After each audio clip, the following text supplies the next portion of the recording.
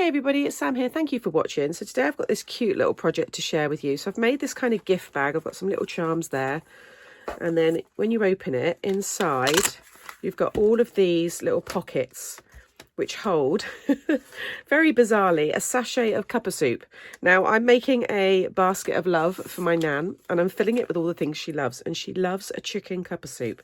So there's 6 of them here. However, these pockets will fit lots of different things in. So, you know, hot chocolates, tea, coffee sachets as well. You get those the coffee bags now are very popular. They would fit into these. But you could also fill them with gift cards. You could put scratch cards in there, or little pockets of other little gifts. Maybe you've got another crafty friend that you like to send gifts to. You could fill little bags of sequins and pop them in there, ribbons, you know, little die cuts, stamped images. It's surprising how much will fit into these, and you don't have to have them as tall either. You could, you know, cut these in half if you've got things that are smaller. So there's a few ways to alter this if you want to, and you could pop a gift card on here, you could have a sentiment on here, stick an envelope with a letter in. You know, there's so many areas to decorate. So it's going to make them great for many occasions, and I've already got an idea for Christmas for revisiting this and adding it to some of my Christmas hampers. It's a little gift bag, but you can have it just as a box and have it, you know, to stand upright if you want to. This is going into a basket, so I wasn't too worried about that anyway, but I'll just let you see it from the side there. It's got a lovely profile, just something very different. If you like the look of this, make sure you're subscribed to the channel, because I have lots of fun packaging ideas to share with you all, and hit the notification bell, and that way you won't miss out on those videos when I upload them. But let's get cracking and let me show you how to make this. Okay, so I've already done 5 of the little pockets, and I've got the casing there. So this is the cuppa soups. You know, they're easily available in most of your supermarkets and things like that. But like I said at the beginning, you can put anything in these little pockets. It doesn't have to be a cuppa soup.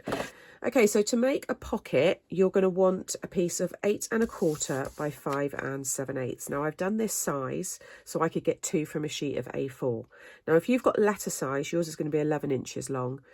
What I would recommend you do is half that. So you would cut it in half at 5 1/2. And then all it will mean is you're going to have a slightly shorter pocket, because this is the height, this length here, with the little tab at the bottom. So you can get 2 out of your letter size as well. But I've done this size, like I said, because I've got my A4 paper. So along the 8 1/4, yours might be 8 1/2. That just means you have a 1/2 inch tab as opposed to the 1/4 inch that I've got here. So along the 8 1/4, you're going to score at 4 and 8. And then along the short side here, so along that 5 7/8 side, we just want to create a 1/2 inch tab at the end. So you just want to score at 5 3/8. Okay. So you want to do that. I've got 6 in total. So 6 times if you want to do similar to me. You may be doing just the thinner one. You might only want 3 of them. It's entirely up to you. So fold and burnish all of the score lines. Okay, then we want to do a little bit of cutting. So I've got my 1/4 inch tab here on the right hand side, and the other folds at the bottom there. Just cut up that middle one to the first score line. And then you're going to remove this little rectangle here. Ooh, in the corner, and then just take a little wedge off of this one and along this one here. You want that one to just stay nice and straight. That's going to be the hinge piece. So what I would also say with this one is just fold it both ways, because it is going to move from side to side. Okay, then we want to add our glue all down my tab here and all along the bottom, like so. And then just fold this one.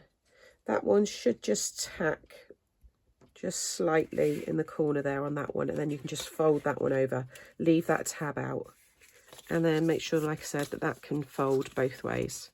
So now you've got your pocket. Now if you want to add mats and layers to this, then I would do 3 3/4 by 5 1/8. But I'm now going to just punch my little finger pull. Again, this is optional, because the sachet you have in it, if you've gone a bit shorter, might already be hanging out. Because you can also, you know, you can have a short pocket. For example, I could cut this in half, pop the sachet in so you see a lot of the sachet. Depending on like the colours and the patterns and things, sometimes it might look quite nice to have more of that being shown, but I'm hiding it all inside these pockets because it's a cup of soup. So I'm just going to punch, do it that way, I can have my pressure a bit better, my finger pull there, and then I've got those now all ready. So if I just take my last sachet there, just make sure the powder's kind of equally spread out, and you can see that fits in there perfectly, and then there's just a little bit there which can be pulled out easily. So get all of those ready. Okay, next I've got these two pieces here which I've cut from a piece of A4. So these are 4 1/8 by 11 1/4, and along that long side you're going to score at 3 1/2 and 9. Okay, the 3 1/2 section is the base, so we want 2 of those, and we're going to stick one over the other. So I'm going to use my construction glue now, so I'm just adding it to that larger section. It doesn't matter which one you sit over the top, so I'm just going to spread that out a little bit, sit that one like so, just give that a minute to dry. Okay, so now I'm going to take one of the sachets and I'm going to add my glue, doesn't matter which side, all along the bottom, and I'm going to line up this outer side here with the fold just here. So I'm giving each sachet 1/2 inch space. So if you've got a bulky sachet, maybe you're not putting sachets inside the pockets, you might be filling them with little embellishments and die cuts, things like that. Maybe you're sending this to another crafty friend. That 1/2 inch is just going to allow for it to, you know, open like it is and not cause the case to kind of bulge. So once that's in place and nice and straight, you're then using that one to then start laying all the others down. So I'm going to add my glue all along this one here. Just going to pop that there to hold, there we go. And then this one, this end here, you're now going to sit next to that sachet that you've just stuck down. Like so. So you can see now they sit really nicely side by side. They're not like scrunched up. And then again, take the next one. You're just going to repeat that until you get to the end.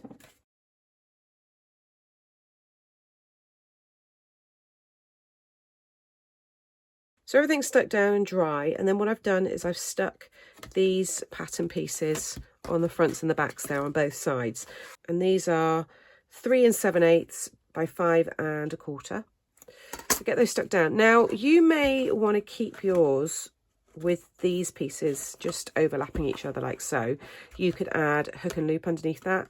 You could punch a hole, put some ribbon through, or you could cut yourself a piece of, what's that there? So that is 2 1/4 wide. If you add another, well, say 3 by the width, which was 4 1/8, and then if you score it 2 1/4 along the 3 inch side, you'll have a little tab that then could hang over the side.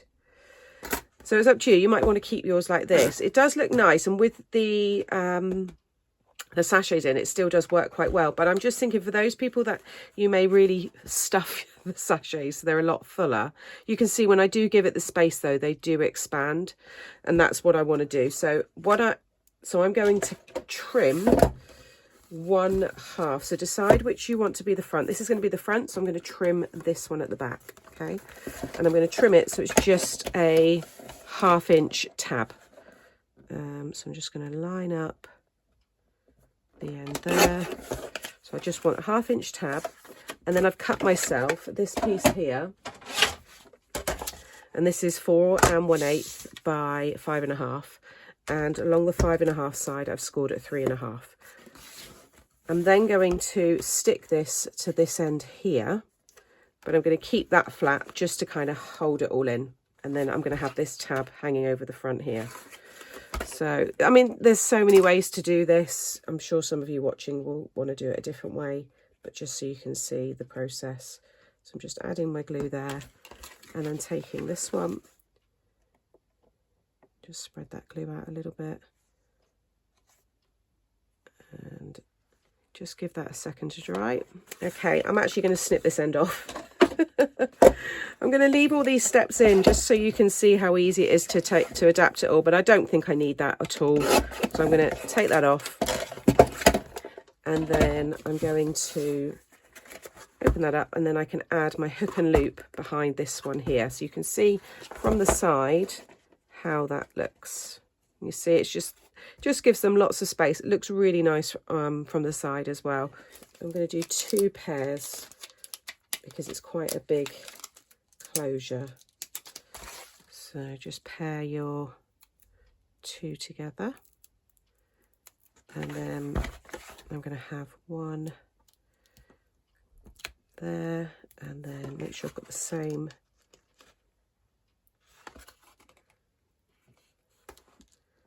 and then that one can go there. Looks about right. And then just make sure it all lines up like so, and just stick that down, and you should be able to lift those off nicely. Okay, so now I'm going to cut my pattern paper for the top and the front. So I've just covered the top and the inside there and the flap. So you'll want 2 pieces of 3 1/4 by 3 7/8, and then you'll want 1 to 2 pieces, because you might want to cover in there before you put the hook and loop on. So that's 1 3/4 again by 3 7/8. So that now is all starting to strengthen with the construction glue. It does stand, you've just got to kind of balance it like so, and then it will stand up. Now I'm going to add this little handle. You could punch some holes in here and put some ribbon through if you wanted to. This is more decorative. It's going to be sitting in a basket, so it doesn't, you know, I'm not worried. I don't expect it to hold it. So this is 1/2 inch by, I think it's 8 1/4. I think it's the width of A4. It's just some of the scrap. Yeah, so it's my A4 width. And I've just scored it 1/2 inch on each end. And then I'm just going to add some glue onto the ends here.